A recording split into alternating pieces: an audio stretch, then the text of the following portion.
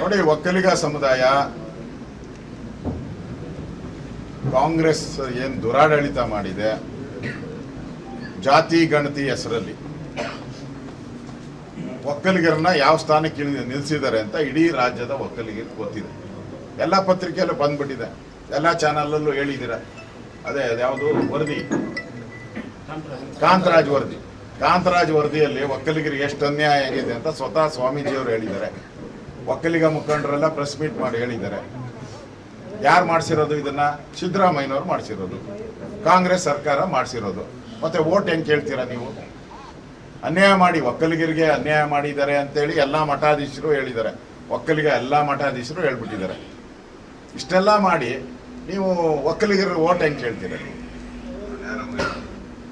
ಅದನ್ನ ನಾನಲ್ಲ ಹೇಳ್ತಾ ಇರೋದು, ಒಕ್ಕಲಿಗ ಸಮುದಾಯದವ್ರು ಹೇಳ್ತಾ ಇದ್ದಾರೆ. ನಾನಲ್ಲ, ಒಕ್ಕಲಿಗ ಸಮುದಾಯದವ್ರು ಹೇಳ್ತಾ ಇದ್ದಾರೆ.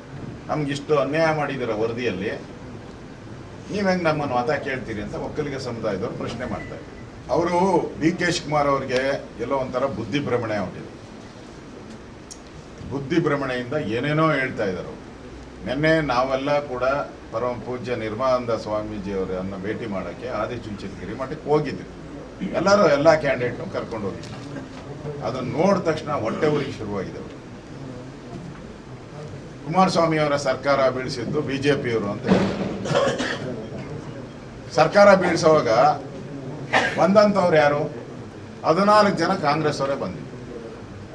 14 ಜನ ಕಾಂಗ್ರೆಸ್ ಅವರೇ ಬಂದಿದ್ದು. 14 ಜನನ ಕಳಿಸ್ಕೊಟ್ಟವ್ರು ಯಾರು?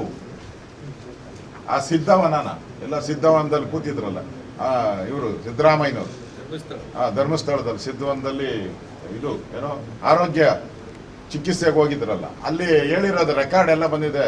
ಆಡಿಯೋ ಎಲ್ಲ ಕಡೆ, ಎಲ್ಲ ಸೋಷಿಯಲ್ ಮೀಡಿಯಾದಲ್ಲಿ, ಎಲ್ಲ ಪತ್ರಿಕೆ, ಎಲ್ಲ ಚಾನಲಲ್ಲಿ ಬಂದಿದೆ. ಈ ಸರ್ಕಾರನ ಬೀಳಿಸ್ಬೇಕು, ಭಾಳ ದಿನ ಇಟ್ಕೊಂಬಾರ್ದು ಅಂತ. ಮತ್ತೆ ಮಂಡ್ಯದಲ್ಲಿ ಕುಮಾರಸ್ವಾಮಿ ಅವ್ರನ್ನ ಮಗನ್ನ ಸೋಲಿಸಿದ್ದು ನಾನೇ ಅಂತ ಹೇಳಿದಾರಲ್ಲ, ಇದಕ್ಕಿಂತ ಎಕ್ಸಾಂಪಲ್ ಇನ್ನೇನು ಬೇಕು? ಸರ್ಕಾರ ಬೀಳಿಸಿದ್ದು ಕಾಂಗ್ರೆಸ್ ಅವರೇ ಅನ್ನೋದು ಸ್ವತಃ ಕುಮಾರಸ್ವಾಮಿಯವರು ಹೇಳಿದ್ದಾರೆ. ನನ್ನ ಕ್ಲರ್ಕ್ ರೀತಿ ನಡೆಸ್ಕೊಂಡ್ರು, ಒಂದು 14 ತಿಂಗಳು ನನ್ನನ್ನು ಗುಮಾಸ್ತನ್ ರೀತಿ ನಡೆಸ್ಕೊಂಡ್ರು ಅಂತ ಸಿದ್ದರಾಮಯ್ಯನವರೇ ಇವರು ಕುಮಾರಸ್ವಾಮಿಯವರು ಹೇಳಿದ್ದಾರೆ. ಇದಕ್ಕಿಂತ ಪ್ರೂಫ್ ಬೇಕಾ? ಈಗ ಒಕ್ಕಲಿಗ ಜನಾಂಗ ಆ ಮಠ ಏನಿದೆ, ಎಲ್ಲ ಸಮುದಾಯನೂ ಪ್ರೀತಿ ಮಾಡುವಂಥ ಮಠ ಅದು. ಎಲ್ಲ ಸಮುದಾಯನ ಪ್ರೀತಿ ಮಾಡೋ ಮಠ ಅದು. ಡಿ ಕೆ ಶಿವಕುಮಾರ್ ಏನು ಒಕ್ಕಲಿಗ ಲೀಡ್ರ್ ಏನಲ್ಲ,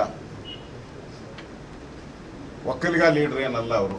ಯಾಕಂದರೆ ಇವರು ಯಾರೋ ಕುಕ್ಕರ್ ಬಾಂಬ್ ಹಾಕಿದವರು, ಯಾರು ಮುಸ್ಲಿಂ ಭಯೋತ್ಪಾದಕ, ಅವನ್ನ ನಾವು ಬ್ರದರ್ ಅಂದ್ಬಿಟ್ರು.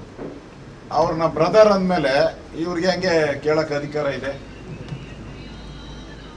ಅವ್ರನ್ನ ಬ್ರದರ್ ಅಂತ ಅಂದಮೇಲೆ ನಮ್ಮನ್ನೆಲ್ಲ ಹೆಂಗೆ ಬ್ರದರ್ ಅಂತಾರೆ ಅವರು? ಕುಕ್ಕರ್ ಬಾಂಬ್ನ ಬ್ರದರ್ ಅಂತ ಹೇಳಿದ್ಮೇಲೆ ನಮ್ಮನ್ನ ಹೆಂಗೆ ಬ್ರದರ್ ಅಂತಾರೆ ಅವರು? ಅದಕ್ಕೆ ಕೇಳುವಂಥ ನೈತಿಕ ಅಧಿಕಾರ ನಿಮ್ಗಿಲ್ಲ. ಕಳ್ಕೊಂಬಿಟ್ಟಿದ್ದೀರ. ಡಿ ಕೆ ಶಿವಕುಮಾರ್ ಅವರು ಕಳ್ಕೊಂಬಿಟ್ಟಿದ್ದಾರೆ ಅದನ್ನು.